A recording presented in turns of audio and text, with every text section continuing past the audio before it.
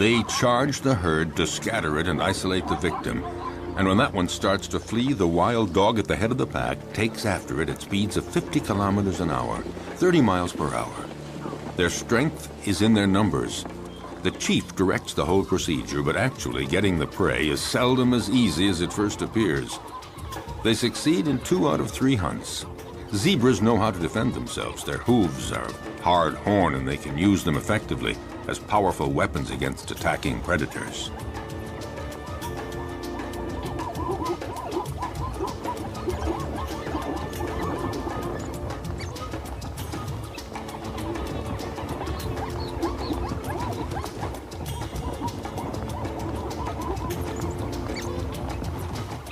This time, the zebra herd manages to fight off this pack that isn't really prepared for this morning chase.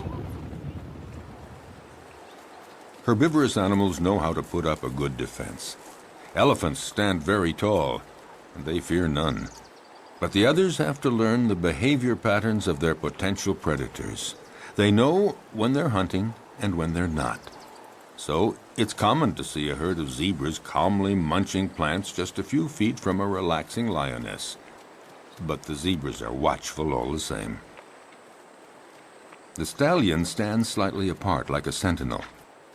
When he senses danger, he alerts the others with a whinny. Instantly, they all form a group and they flee together, with the stallion bringing up the rear, where he can nip the legs of the slow zebras to make them keep up with the others. But the greatest danger for all of them is crossing a river, because it's there that crocodiles lie in wait. If crocodiles are seen as the most frightening predators on the planet, it's because they're not only clever and strong, they have another weapon: their patience. They can go for months without eating, but after a fast like that, any prey passing within range of their massive jaws would have to be very lucky to escape. Armed with about 70 teeth, a thick body armor of scales, and powerful appendages that they can use to leap their full body length, their attacks are furious and frightening.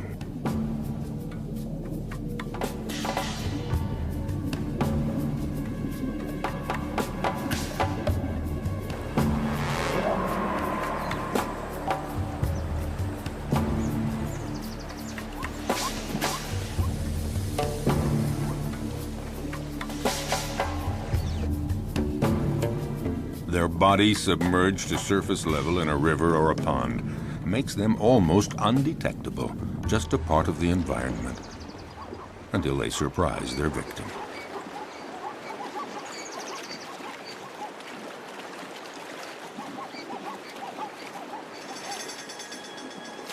Buffalo, zebras, antelope, these are perfect prey.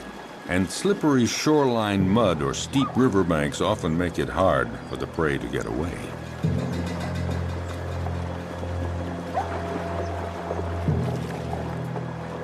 A female crocodile decides to go after a young zebra that has been separated from the main group in the middle of the flowing water.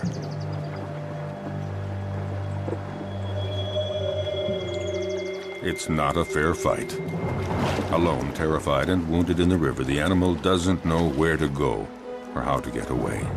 The female crocodile tries to drag the wounded creature down into the water, but the youngster is resisting ferociously. It's hopeless.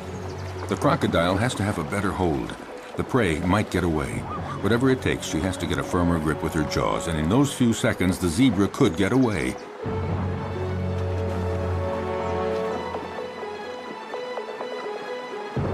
Suddenly, the vise is loosened. Instantly, the zebra takes advantage and breaks away, desperately climbing up the riverbank. Exhausted by the violent struggle to stay alive, the young zebra has to rest. But lions are always prowling along the river, seeking new prey. The young zebra's minutes are numbered because she is wounded. And in the savannah, a wounded animal is as good as dead. Here at the river, the lions have this prey for the taking. In fact, they have a wide choice of animals that are fatigued from crossing the river, or sick, or wounded, the ones that trail behind the herd.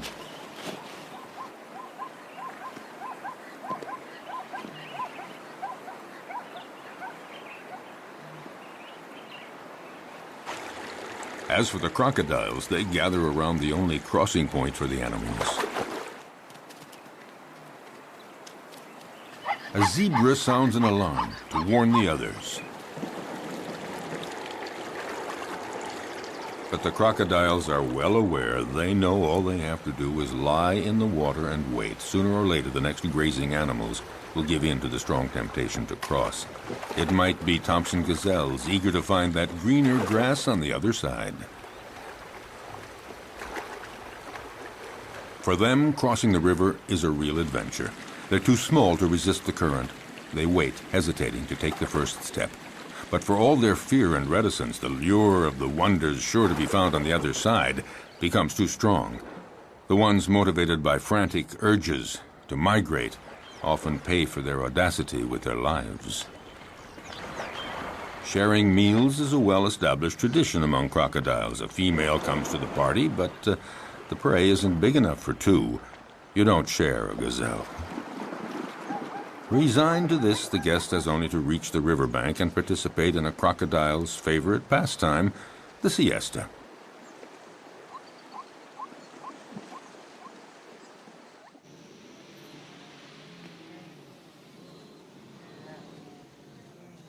But during the mass migration across the Masimara Plains, danger comes not only from crossing the river, it lurks everywhere.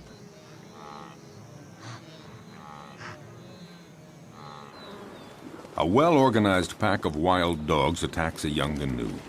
It's encircled and separated from the herd. The predators then go at it fiercely, relentlessly, showing no mercy.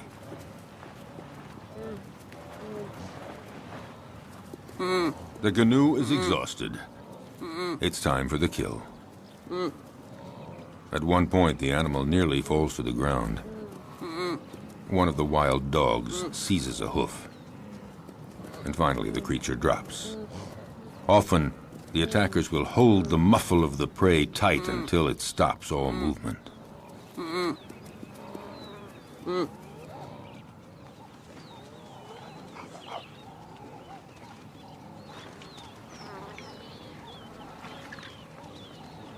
Now it just remains for the predators to share the meal. Back at the lair, a part of the meal will be regurgitated by the mothers to feed their young.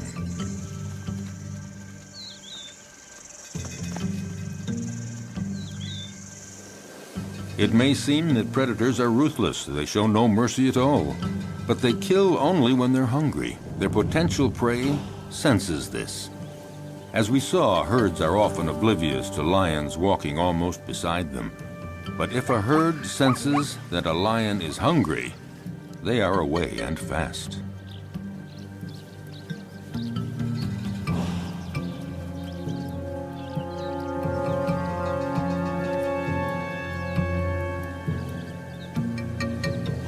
Yes, usually lions hunt in groups, or rather the lionesses hunt in groups. Males take no part in the hunting. They are content to feast on what the females bring in. What lions like most are gnus and zebras, the slower animals that are easier to run down, not the gazelles and antelope. Actually, hunting any animal is always difficult.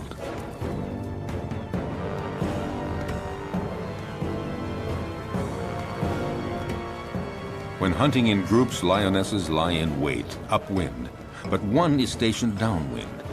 They wait for the right moment and then come out all at once, heading straight for the herd. The targeted animal is, of course, terrified and runs in all directions. There's every chance that the ambush will be successful. It is said that the zebra has an anti-lion camouflage. When they're running fast and trying to get away from the lions, their stripes create an optical effect that makes it difficult for a lion to distinguish where one zebra starts and the other ends. Unfortunately for the zebras, the effect isn't very effective.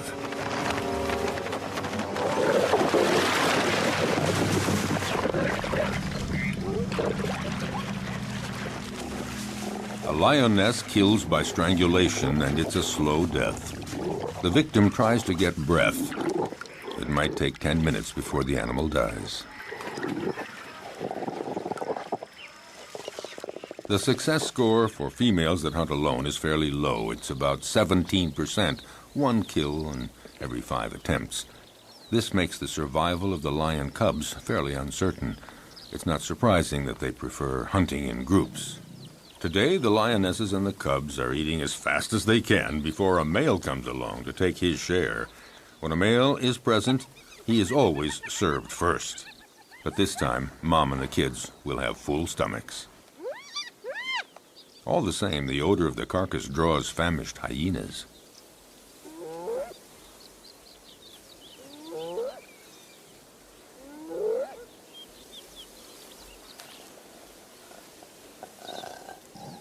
The banquet attracts envious neighbors. The hyena moves in closer, no doubt convinced that the moment has come to make his move. But the lionesses have no intention of letting him get away with it.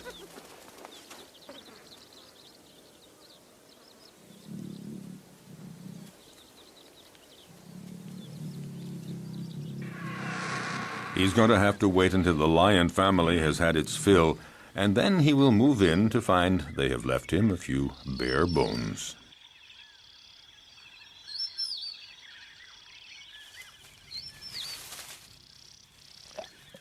No, not much chance that the lions will leave much for the hyena. Well, if there's nothing here, the hyena has to resume a solitary quest. Why not seek out tender prey, fresh meat, for instance, an unsuspecting, defenseless baby cheetah? For out in the wild, hostile nature, the lives of the young, whether predator or prey, are often precarious.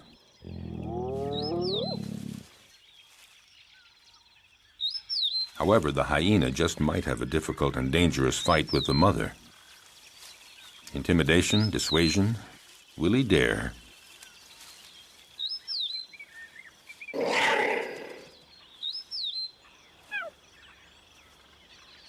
No, the risk looks too great. The hyena goes on his way and keeps on the prowl for other prey.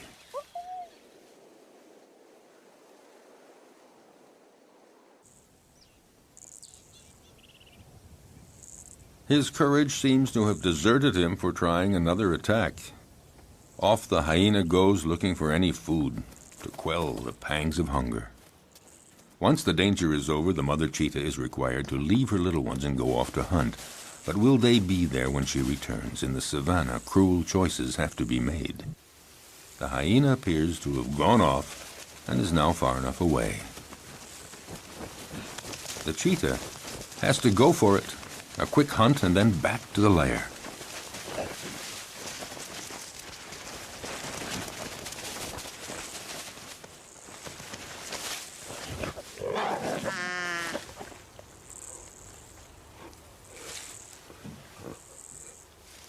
The hyena is watching all this. And a little too sure of itself approaches the cheetah, certain to come out the winner.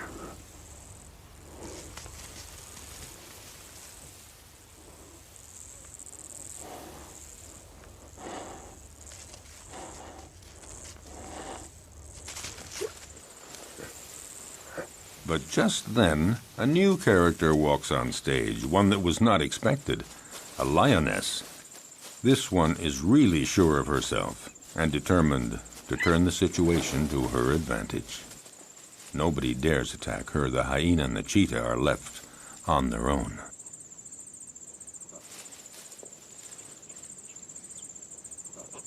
Indifferent, the lioness ignores them with the arrogance of a victor.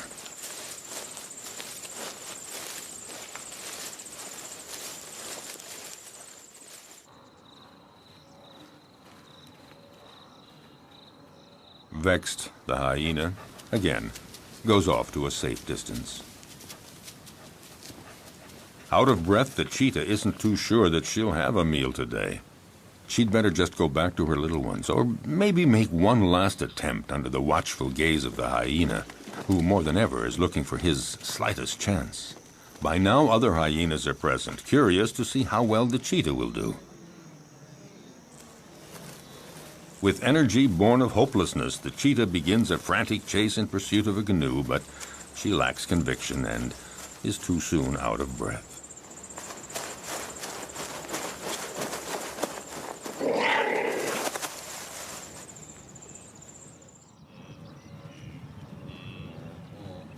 Even the gallery of watching hyenas doesn't think that she'll succeed.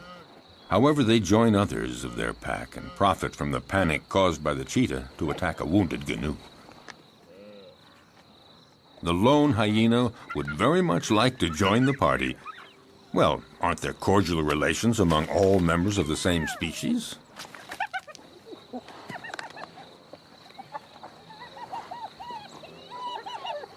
No cordial relations at all. A very strict social order determines relationships among individuals in groups of hyenas. The loner is not part of this group, so the dominant female directing the group chases him away in no uncertain terms.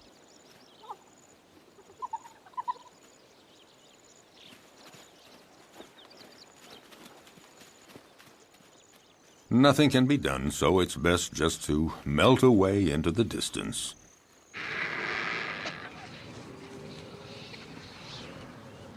The dry season is drawing to a close, and carnivorous animals are finding less and less game, and they're growing weaker. The hyena has been walking for a week, looking for food, doing anything to blot out the terrible pangs of hunger.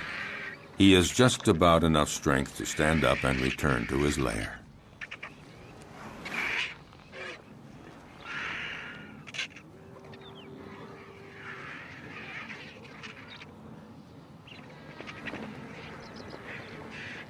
Oh, he knows the vultures are waiting for just one thing, for him to lie down and not get up. But hyenas belong to a species with incredible resistance. Gathering up all his strength, he sets off on his quest.